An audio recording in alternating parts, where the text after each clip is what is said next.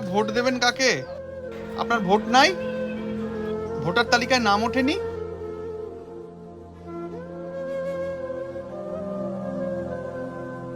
মুর্শিদাবাদ জেলার আর 5টা গ্রামের মতোই ছিল তারানগর। ছিল স্কুল, বাজার, মসজিদ, পুকুর, আমবাগান, ধানের জমি। মানুষের দারিদ্র্য ছিল, কিন্তু নিজের ভিটেমাটিটুকুও ছিল। আজ সেই তারানগর আর নেই, অথবা আছে পদ্মার পেটের ভিতর। বছরের বেশিরভাগ সময় শান্ত ও স্থির থাকলেও বর্ষায় এখানে ভয়ঙ্কর রূপ নেয় পদ্মা। ফুলে ফেঁপে ওঠা নদী সামনে যা পায় তাই গ্রাস করে। মানুষের জীবন, ঘরবাড়ি, জমি, জীবিকা সবকিছু চলে যায়। এই পদ্মাপাড়ের বাসিন্দাদের আগে অস্তিত্ব হারানোর ভয় ছিল, আর এখন গিয়েছে পরিচয়টুকুও। তাঁবুতে, স্কুল বাড়িতে পড়ে আছে মনুষ্যতর প্রাণ। তারানগরের অন্তত 185 জন মানুষের এবার ভোট নেই। নাম কাটা গিয়েছে এসআইআরে। বাদ পড়া মানুষজনের বেশিরভাগই মহিলা। নদী না কমিশন, কে বড় শত্রু? উত্তরে বোবা হয়ে যায় তারানগর। এই জায়গাটা দুদিনে ভেঙেছে। একদিন রাত 8টার সময় আমরা নামাজ পড়ে বেরিয়ে এলাম। নামাজ পড়ে বেরিয়ে আসে বললো যে এরকম নদী ভাঙছে বললো। তখন সেই ধারে নদী ছিল, এই আপনার গেলা ভাসছে, ওই ড্রাম গেলা ভাসছে, তার ওই ধারে নদী ছিল আরও অনেকটা ওদিকে। তো ভাঙন দেখতে গিয়ে এমন অবস্থা যে মানে মনে করেন যে এখান থেকে অন্তত পক্ষে এই যে ওই ড্রামটা আছে ওখানে আছে, নদীর পাড়টা ওখানে আছে, জলটা সেখানে আছে, আর এখানে আমরা দাঁড়িয়ে আছি, বাড়ি আছে, বাড়ির পাশে দাঁড়িয়ে আছি। সব লোক বলছে যে আর এখানে দাঁড়িয়ে আছে, এখানে ফেটে গেছে, বুঝলে খুব ভয়ঙ্কর ব্যাপার, ফেটে গেছে। সেই মুহূর্তে চেয়ে দেখতে মানে পুরো একবার চির সব ফেটে গেছে। ওখান থেকে সরে চলে এসছে, সরে আসতে পুরো ওখান থেকে মানে একবার পুরোটা বসে গেল, ওটা গেল। আর এই ধারে আপনার নদী ছিল, ওই গ্রাম দেওয়া আছে, ওই সেইখানে নদী ছিল। সকাল 6টার সময় আমরা রাধাকৃষ্ণপুরের মানে ওখানে নদী ভাঙছে, সব নদী দেখতে গিয়েছে 6টার সময়। ওখানে নদী দেখতে গিয়ে বলতে যে ওখানে নদী ভাঙছে। তো আমার একটা ভাইপো সেই নদী ধারে এখন পায়খানা করতে গেছিলি কী কাজে গিয়েছিল, সে বলছে যে নদী ভাঙছে, আমাদের এখানে নদী ভাঙছে বলতে দেখছে হঠাৎ করে কিছু বসে চলে যাচ্ছে। সে বাড়িতে এসে কোনো জিনিসের টানবো আমরা, কি করব না করব, মানে এমন দিশাহারা হয়ে গেছি। দিশাহারা হয়ে যে দেখতে যে মানে হুড় করে বসে যাচ্ছে, কি কোনো করতে জলের একটা ভয়ঙ্কর ব্যাপার, এমন মানে একটা শব্দ হচ্ছে যে দেখে ভয়ঙ্কর লাগছে। সেই করতে করতে আমাদের এখানে আমার ছেলেদের ঘর ছিল, এখানে আমার মেয়ের ছেলের ঘর, তার ঘর দুটো চলে গেল। এখানে আপনার দুটো ভাইপোর ঘর, 4টে করে ঘর ছিল, বাথরুম, পায়খানা, এগুলো গেল। তারপর ওই সব ওগুলোতে সব আরও বাড়ি ছিল, একই সঙ্গে মনে হয় যে 50খানা বাড়ি একবার জলের তলায় চলে গেল। তারপরে এই অবধি যখন চলে এলো, আমরা কোন ভরসায় থাকবো? আমরা মানে প্রশাসন এসে বলে না তোমাদের এখানে থাকা হবে না, তোমরা এখান থেকে সরে যাও। গত বছর প্রথম ভাঙন শুরু হয় স্বাধীনতা দিবসের দিন। চারপাশে তখন পতাকা উত্তোলন, রান্নাবান্না, উৎসবের প্রস্তুতি। সেই সময় হঠাৎ মসজিদের মাইক থেকে ঘোষণা হয়, নদীর পার ভেঙে যাচ্ছে, সবাইকে পালাতে হবে। মানুষ হাতে যা পেয়েছে তাই নিয়ে বেরিয়ে গিয়েছে। কেউ খাট বাঁচাতে পারেনি, কেউ বাড়ির দলিল, কেউ গরু, কেউ আবার বিয়ের গয়না।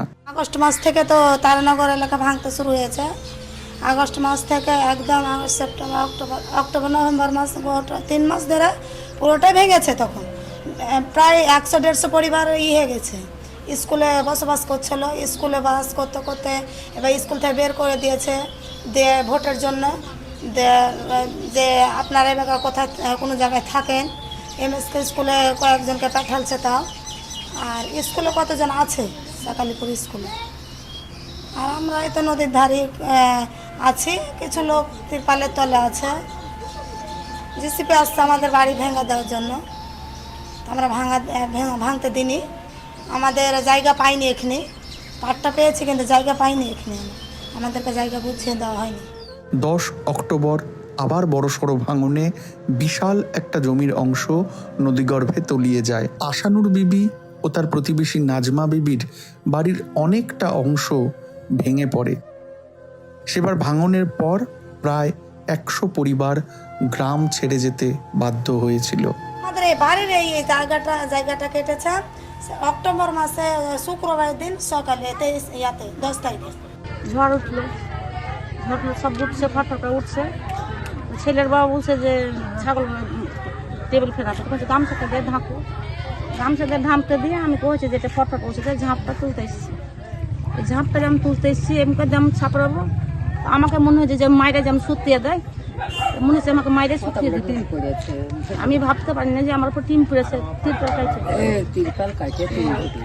আমার উনিকে বলছে যে দেখুন তোমার পিঠে কি হলো, ওই দেখে অবাক, মানে তীরে কোনাতে কাটে যে তিনটে যেমন ওদিকে উঠে যে মানে যে তিনটে মানুষের যেমন রাখে সেরকম রেখে আছে। ওই দেখে যে ও চুপরে কাঁদছে যে এরকম হয়ে গেলো কাঁদছে, মাগামাখি কাঁদছে।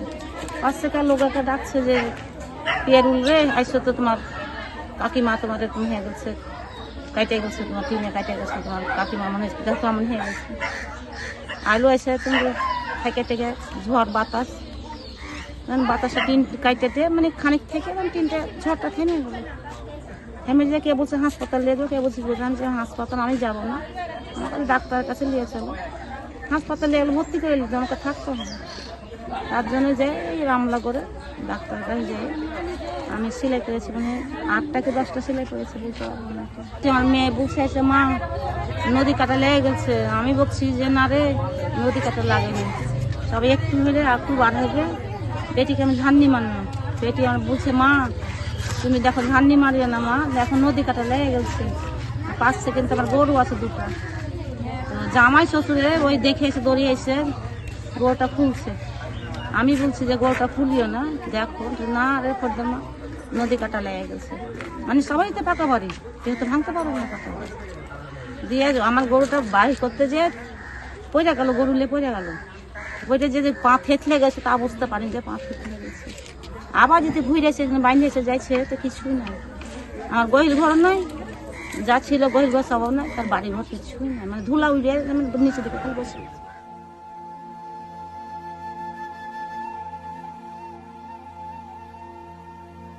বিভিন্ন সমীক্ষার রিপোর্ট বলছে গত কয়েক দশকে পদ্মার গতিপথ বারবার বদলেছে। নদী চওড়া হয়েছে আর তার ফলে বেড়েছে ভাঙন। নদী ভাঙন আটকাতে সরকার বালির বস্তা আর জালের মধ্যে পাথর ভরা বাঁশের খাঁচা ব্যবহার করছে, কিন্তু স্থানীয়দের অনেকে মনে করছেন এই ব্যবস্থা টেকসই নয়। তারানগর বিগত 3 বছর ধরে বর্ষা আসলেই ভাঙন দেখা যাচ্ছে। গত এই যে চলে গেল 25 সাল, বর্ষা চলে গেল, এই 25 সালে এই তারানগরে ভয়াবহ রূপ নেয় ভাঙনে, এবং প্রায় 140টার কাছাকাছি বাড়ি এই নদীর তলে এতে ভেসে গেছে। ভারতের পাথর নিয়ে গিয়ে বাংলাদেশ ওই দিক বাঁধাচ্ছে, অথচ ভারতের সরকার আমাদের দিকটা বাঁধাচ্ছে না। তো আপনার হচ্ছে এই যে একটা রাস্তা দেখছেন, এই রাস্তাটা হচ্ছে বর্ডার সিকিউরিটিদের যে যাতায়াতের রাস্তা। এইটা আমাদের শুধুমাত্র যে তারানগরবাসীর ভাঙনের ব্যাপার না, এটা হচ্ছে আমাদের দেশের নিরাপত্তার ব্যাপার। কারণ অনায়াসে আপনার হচ্ছে যে পর্দা পার করেই আপনার চোরাচালানকারীরা বাংলাদেশ চলে যেতে পারে, এবং আপনার এখানে কোনো নিরাপত্তা নেই, যেহেতু সমস্ত সিস্টেমটাই ভেঙে গেছে। কিছুদিন আগে মানে এইবারই আপনার হচ্ছে যে এখানে একজন সিভিক ডিউটি করছিল, এবং একটা বৃহত্তর জায়গা নিয়ে একসঙ্গে এটা ভেঙে যায় এবং তিনিও তলিয়ে যায়। তার লাশ আর এখন পর্যন্ত খুঁজে পাওয়া যায়নি। প্রশাসনের তরফ থেকে ডুবুরি নিয়ে এসে অনেক চেষ্টা করার পরেও তাকে আর উদ্ধার করা যায়নি।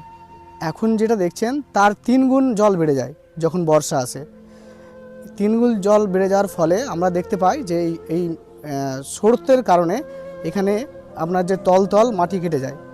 তো এই যে এখন দেখতে পাচ্ছেন বস্তা ফেলে বাঁধ বাঁধানো হচ্ছে, কিন্তু এটা স্থায়ী সমাধান নয়। একটা বৈজ্ঞানিক পদ্ধতিতে স্থায়ী সমাধান করতে হবে, জানে পরবর্তীতে বর্ষাকাল আসলে এই তারানগর যেন ক্ষতিগ্রস্ত না হয়। কারণ তারানগর আজ ভাঙছে, তারানগর যেভাবে ভাঙছে তাতে একদিন দেখা যাবে যে লালগোলা বাজার পর্যন্ত এই ভাঙন চলে যাবে।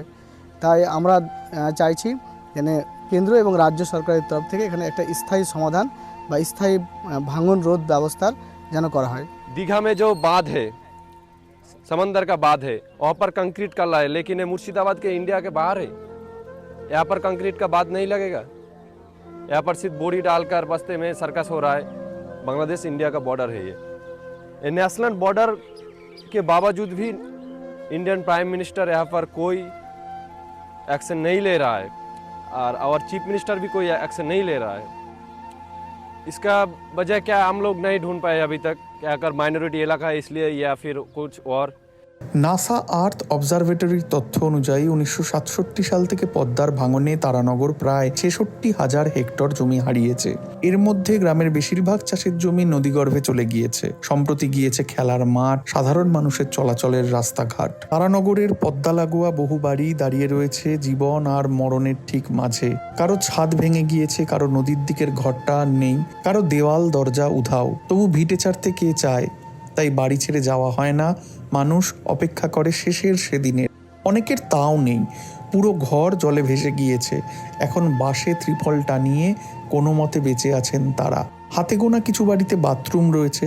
আয়েশা বিবির মতো অনেক মহিলাই এলাকায় আলাদা শৌচালয় না থাকায় খোলা মাঠে যান।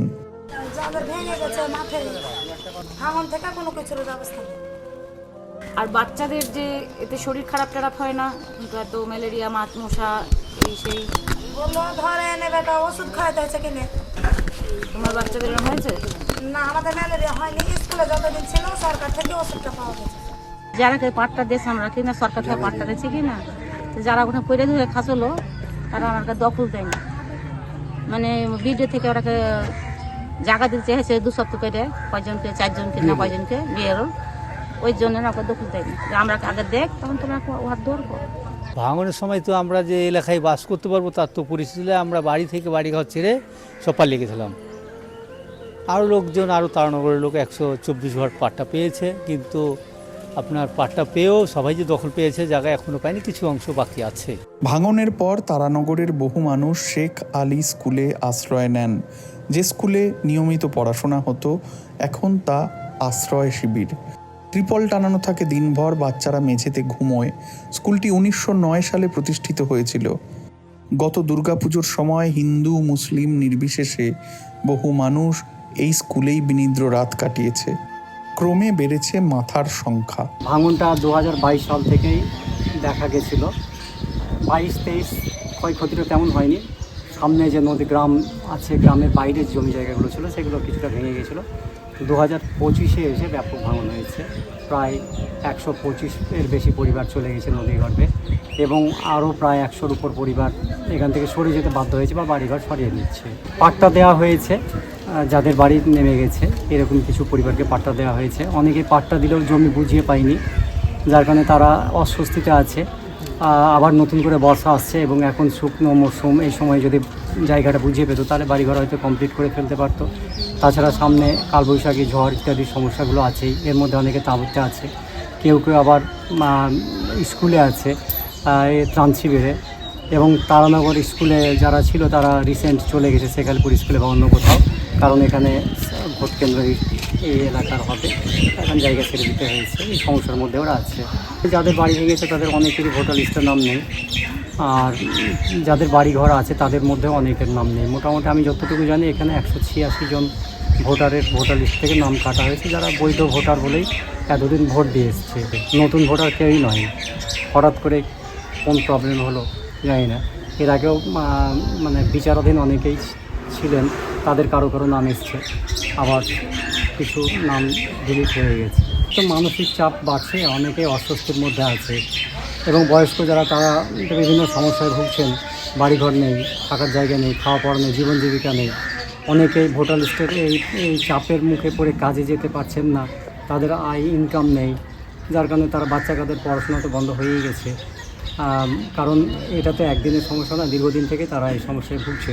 পড়াশোনার ব্যাপারটা তো একেবারেই আজকাল হারিয়ে গেছে। এর আগে এসেছিলেন এখানকার লোকাল যারা এমএলএ এমপি এসেছিলেন, তারা বিভিন্ন আশ্বাস দিয়ে গেছেন, কিছু কাজও হচ্ছে। সে কাজটা কতটুকু শুকনো মৌসুমে শেষ হবে সেটা নিয়েও মানুষ একটু আতঙ্কের মধ্যে আছে, এবং কাজটা কতটা নিখুঁত হবে সেটা নিয়েও মানুষের মধ্যে প্রশ্ন আছে। কাজটা শেষ হলে আবার সামনে 2026-এ বন্যা আসলে, বন্যার সময় নদীর যে স্রোত সেটা বাঁধটা কতটা স্রোতের সঙ্গে লড়াই করে টিকে থাকে সেটা সময় বলবে। তারানগরের বাসিন্দারা মনে করেন যদি এই ভাঙন কলকাতা বা হাওড়ার কাছে হতো তাহলে এতদিনে বড় প্রকল্প হয়ে যেত, কিন্তু সীমান্ত তীরবর্তী ক্ষয়িষ্ণু মানুষের গ্রাম বলে তারানগরের জন্য খুব বেশি কেউ ভাবে না। ভোটের আগে নেতারা আসে, আশ্বাস দেয়, তারপর আর তাদের দেখা যায় না। সরকার যেমন আমাদের উপর আশা করে আছে, ভরসা করছে, তেমন আমাদের তো সরকার উপর আশা আছে। তখন ভোটের সময় তো নিতে চলে আসছে, 100 জন চলে আসছে, কে খারাপ বলছে, কে মাসি বলছে, কে পা ধরছে, কে হাত ধরছে, তখন বলছে।